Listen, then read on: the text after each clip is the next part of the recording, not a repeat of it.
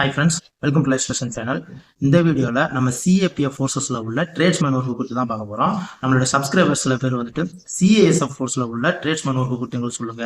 அதுல உள்ள ஒர்க்ஸ்லாம் என்னென்ன, அந்த ஒர்க் எப்படி இருக்கும், எங்கெங்கெல்லாம் இருக்கும், அதோட ப்ரொமோஷன் டீடைல்ஸ்லாம் என்னென்ன அப்படின்ற குறித்து எங்களுக்கு கொஞ்சம் சொல்லுங்க அப்படின்னு கேட்டுக்கிட்டதுனால அந்த CASF force CAPF குள்ள தான் இருக்கு இல்லையா, அதனால சொல்லக்கூடிய விஷயங்கள் அந்த CAPF குள்ள இருக்க எல்லா ஃபோர்ஸஸ்க்குமே பொருந்தும். அதாவது ITBP, CRPF, CASF, SSB இந்த மாதிரியான அனைத்து ஃபோர்ஸஸ்க்குமே பொருந்தும். ஏன்னா CAPF இருக்க ஃபோர்ஸஸ் அனைத்துக்குமே கிட்டத்தட்ட டியூட்டி ஸ்ட்ரக்சர் வந்துட்டு சேம் தான். அதனால இந்த ட்ரேட்ஸ்மேன் வந்துட்டு எல்லா ஃபோர்ஸஸ்லயுமே சேமா தான் இருப்பாங்க. ஸோ அவங்களுடைய ஒர்க்கை குறித்து அந்த வீடியோல மிக தெளிவாக பார்க்க போறோம். ஸோ வாங்க வீடியோ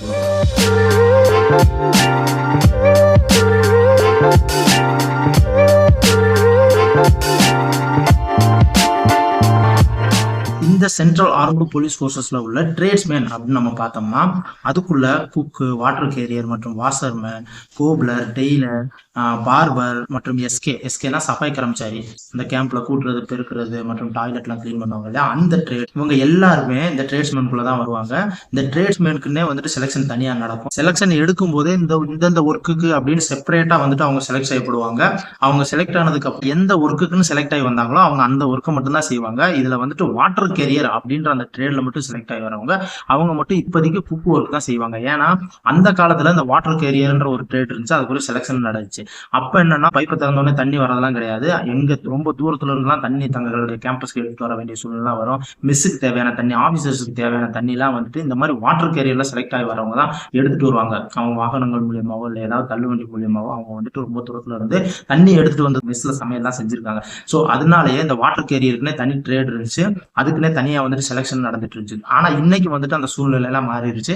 எங்க போனாலும் நம்ம பைப்பை திறந்தா தண்ணி வருது. அதனால அந்த வாட்டர் கேரியருக்குரிய வேல்யூ அது வந்துட்டு இல்லாம போயிடுச்சு. ஆனா இன்னமும் அந்த வாட்டர் கேரியர் ட்ரேட் இருக்குது. வாட்டர் கேரியருக்கு வந்துட்டு செலக்ட் செய்யப்பட்டு அந்த சோல்ஜரும் வந்துட்டு தான் இருக்கிறாங்க. ஆனா அந்த மாதிரி வாட்டர் கேரியர்ல செலக்ட் ஆகி வரவங்க இன்னைக்கு வந்துட்டு குக் ஒர்க் தான் பண்ணிட்டு இருக்காங்க. கிட்டத்தட்ட நீங்க வாட்டர் கேரியருக்கு செலக்ட் ஆகி வரீங்கன்னா நீங்க வந்துட்டு குக் ஒர்க் தான் பார்க்க போறீங்கன்னு உங்க மைண்ட்லயே நீங்க செட் பண்ணிக்கங்க. ஏன்னா ஒரு சில பேருக்கு வாட்டர் கேரியர் கேம்ப் தேவையான வாட்டர் தான் நம்ம வந்து சேவ் பண்ணுவோம் அப்படின்னு நினைச்சிட்டு கூட வர வாய்ப்பு இருக்குது. அந்த மாதிரி நிறைய பேர் வந்திருக்காங்க. அதுக்கப்புறம் இங்க வந்து குக் ஒர்க் தான் பாக்குறாங்க, வேற வழி இல்லாம அதுக்கப்புறம் ஃபீல் பண்ணுவாங்க. அதனால இப்ப இருந்தே நீங்க தெரிஞ்சுக்கங்க, வாட்டர் கேரியர் அப்படின்ற ஒரு ட்ரேடுனா அதுக்கு நீங்க செலக்ட் ஆகி வந்தீங்கன்னா 99% நீங்க குக் ஒர்க் தான் பார்க்கணும். அடுத்ததா இவங்களுக்குரிய ப்ரொமோஷன்ஸ் அப்படின்னு பார்த்தோம்னா ஒரு 30 வருஷத்துக்கு முன்னாடி வந்துட்டு இவங்க செலக்ட் ஆகி வரும்போதே கான்ஸ்டபிளா வருவாங்க. அதுக்கப்புறம் அவங்க சீனியாரிட்டி அடிப்படையில ஒரு குறிப்பிட்ட சர்வீஸுக்கு அப்புறம் ஹெட் கான்ஸ்டபிளா ப்ரொமோஷன் செய்யப்பட்டாங்க. ஆனா அது காலப்போக்குல இவங்க என்னதான் ஹெட் கான்ஸ்டபிளா ப்ரொமோஷன் செய்யப்பட்டாலும் இவங்க அதே வேலை தான், அவங்க சமைக்கிறது, கூட்டுறது, பெருக்கிறது, துணி துவைக்கிறது, இந்த மாதிரி அவங்க ஒர்க்கை தானே பார்க்க போறாங்க. ஸோ இவங்களுக்கு ப்ரொமோஷனால் எந்த ஒரு டிஃபரன்ஸும் ஆக போறது கிடையாது. அதனால எதுக்கு உங்களுக்கு ப்ரொமோஷன் அப்படின்னு சொல்லிட்டு அந்த ப்ரொமோஷனவே ஸ்டாப் பண்ணிட்டாங்க. எப்படி அவங்க கான்ஸ்டபிளா ப்ரொமோட் ஆகி வராங்களோ அவங்க லாஸ்ட் வரைக்கும் அப்படியே இருந்துட்டு அவங்க ஒர்க்கை மட்டும் பண்ணிட்டு அப்படியே அவங்க ரிட்டையர்ட் ஆகிட்டு போயிடுவாங்க. ஸோ இந்த மாதிரி சூழ்நிலையில தான் இடையில ஒரு 30 வருஷமா இருந்தது.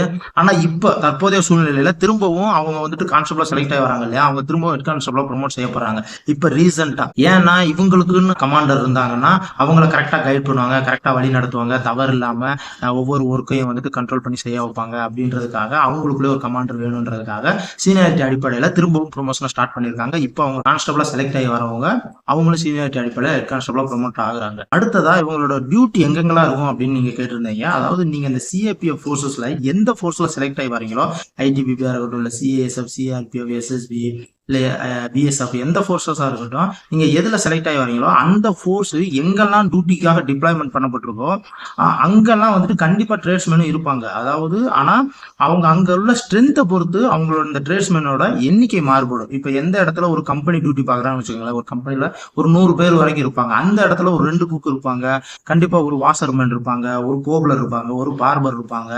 இந்த மாதிரிலாம் வந்துட்டு அவங்களோட ஸ்ட்ரென்த் இருக்கும். இப்போ சப்போஸ் ஒரு கம்பெனிக்கு குறைவான ஸ்ட்ரென்த் இருந்துச்சுன்னா, ஒரு பிளாட்டூன் ஒரு 25 பேர் 30 பேர் இவ்வளவு பேர் தான் இருக்கிறாங்கன்னா அங்க ஒரு குக் இருப்பாங்க.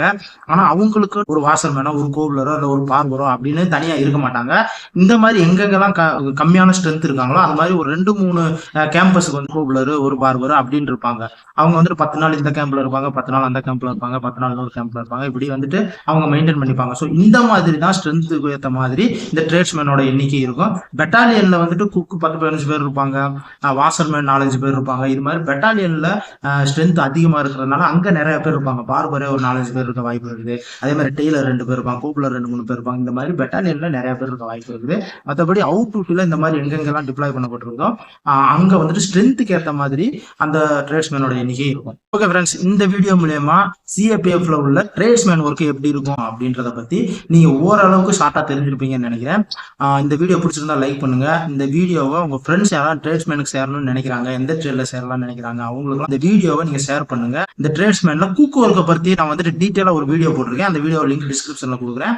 அந்த வீடியோவும் நீங்க பார்த்து தெரிஞ்சுக்கோங்க. இந்த ட்ரேட்ஸ்மேன் ஒர்க்ல வேற எந்த ஒர்க்கை பத்தியாவது நீங்க வந்துட்டு டீட்டெயிலா தெரிஞ்சுக்கணும் அப்படின்னு நினைச்சீங்கன்னா அதை கமெண்ட்ல சொல்லுங்க. இந்த சேனல் சப்ஸ்கிரைப் பண்ணாதவங்க சப்ஸ்கிரைப் பண்ணிக்கோங்க. மீண்டும் இது போன்ற அடுத்த வீடியோ உங்களை சந்திக்கிறேன். நன்றி.